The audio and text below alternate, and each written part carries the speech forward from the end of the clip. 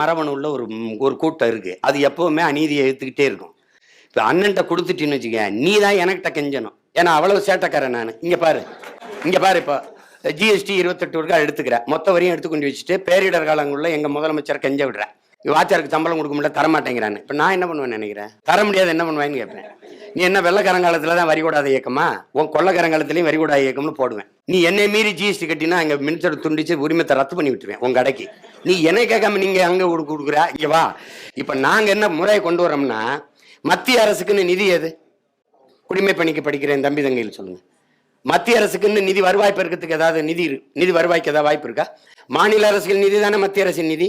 இன்னும் மொத்த நிதியை வாங்கி கொண்டு வச்சுக்கிட்டு நான் கேட்கும் போது தர மாட்டேங்கிற. நீ என்ன வட்டி கடை வச்சிருக்கா? கவர்மெண்டா கந்து வட்டி கடையா? நீ உன் வேலை என்ன? எல்லாத்தையும் தனியார்மயப்படுத்திட்ட. போக்குவரத்து, தொடர்வண்டி, மருத்துவம், கல்வி, கிட்டத்தட்ட ராணுவத்துல 100 விழுக்காடு அந்நிய முதலீட கொண்டு வந்துட்ட.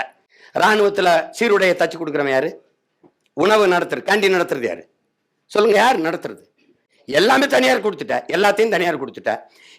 நீ வந்து பீரங்கி எங்க வாங்கின? ரபேல் போர் விமானம் எங்க வாங்கின? பிரான்ஸ்ல. துப்பாக்கி எங்க வாங்கின? சரி, எந்த நாட்டோட சண்டை போட்டு என்னை காப்பாற்ற போற? யார்கிட்ட பதில் இருக்கு? எல்லா நாட்டிலையும் நீ ஆயுதங்களை வாங்கி குவிச்சு வச்சு இதுல எந்த நாட்டோட சண்டை போட்டு என்னை காப்பாற்றுவ? உலக தரம் வாய்ந்த ரபேல் போர் விமானத்தை இந்தியாவுக்கு நாம் தயாரிச்சு கொடுக்கணும். பிரான்ஸுக்கு எதுவும் நேர்த்திக்கடன் இருக்க? நீ என்ன ஆட்சி வச்சிருக்க? இங்க பாரு, நீட்டு தேர்வு இருக்குல்ல, அதை நடத்துறவன் யாரு? அமெரிக்காவை சேர்ந்த ஒரு தனியார் நிறுவனம், ப்ரோமெட்ரிக்ங்கிற தனியார் நிறுவனம். ஓ நாட்டில் சிறந்த மருத்துவ மாணவர்களை தேர்வு செய்ய இந்த ப்ரோமெட்ரிக்ங்கிற தனியார் முதலாளிக்கு ஏதாவது நேர்த்திக்கடன் இருக்காடா தம்பி? ஓ நாட்டில் ஒரு மருத்துவ மாணவனை தேர்வு செய்ய தகுதியற்ற நீ நாட்டின் தலைவனை தேர்வு செய்ய தேர்தல் வச்சு சரியான தலைவனை தேர்வு செய்வேன் நான் எப்படி நம்புறது? சிக்கல் புரியுதா? இப்ப என்ன பண்ணுவேன்னா, 75 விழுக்காடு அந்தந்த மாநிலங்களுக்கு நிதி 25 விழுக்காட உனக்கு தருவேன். எதுக்கு? வெளியுறவுத்துறை வச்சுக்க, பணம் அச்சிடுதலுக்கு வச்சுக்க, பாதுகாப்புக்கு வச்சுக்க, மீதி எல்லாம் அந்தந்த மாநிலத்துக்கு கொடுத்துரு. எப்படி? நிர்வாகத்தை, அதிகாரத்தை பரவலாக்கிரு. மொத்தத்தை குவிச்சுக்கிட்டு மேலேறி உட்கார்ந்துக்கிறாத, இந்த வேலையை வச்சுக்கிறாத. இப்ப மாநில அரசு சட்டம் போட்டா மத்திய அரசு கேட்க மாட்டேன். மாநில அரசு போடுற சட்டத்தை மத்திய அரசு கேட்காதுன்னா நீ போடுற சட்டத்தை நான் என்ன இதுக்கு கேட்கணும்னு போட்டேன்னு வச்சுக்க. இங்க ஒரு நீ ரைடை போட்டு நீ தான் எனக்கு டீ வாங்கி கொடுத்துட்டு போகணும். தேநீர் நீ தான் வாங்கி கொடுத்துட்டு போகணும்.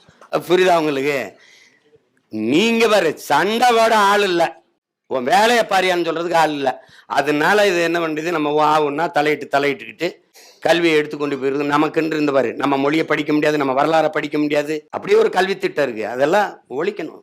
எதுக்கு சமரசம் செய்யணும்னு இருக்கு, எதுக்கு செய்யக்கூடாதுன்னு இருக்கு. இப்ப போர் வருது, எல்லாரும் ஒத்துழைக்கணும், நம்ம நாட்டை பாதுகாக்கணும், அதுக்கு ஒத்துழைக்கணும்.